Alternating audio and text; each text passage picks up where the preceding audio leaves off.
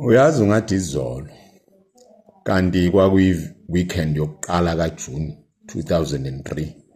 It's already 22 years ago. Umfundisi wakithi eshumayela ngesiqubulo kuvesi 1 walesahluko esifundwe namhlanje. Uthi ngakho ke umanavuswa kanye noKristo funa nokwaphezulu lapho uKristu ehlezi khona ngakwesokunene saNkulunkulu. Unikeza lesithombe ke lo mfundisi.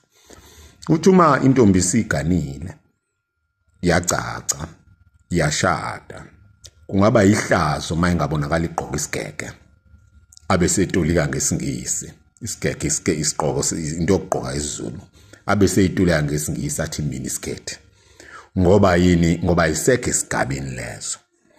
Nathi ke bazalwane leli lizwi lisitshena lokho thina sifunde lapha ya kuvesi 8 kuya kubani ku10 ukuthi asilahle izinto ezithile ezingasahambelani nobuKristu.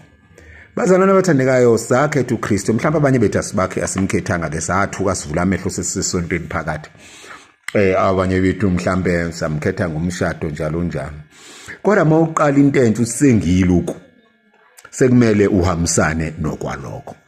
Abaningi beni bayasebenza noma babesebenza.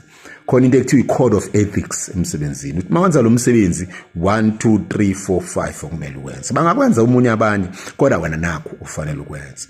Athi yena lo mpostoli Paul kwenye indawo ngokuba konke kuvunyelwe kodwa akukona konke okusizayo. Hayi niyayibulala ibrand. Siyayibulala ibrand uma sesenza izinto zayizolo sesiwinamhlanje. Let us keep up the brand of Christians. Yebo sihluleke masihluleka kodwa let us not say kuhaya kungasho lutho nami ngumuntu cha ngihlulekile bese uyaphenduka lahlani.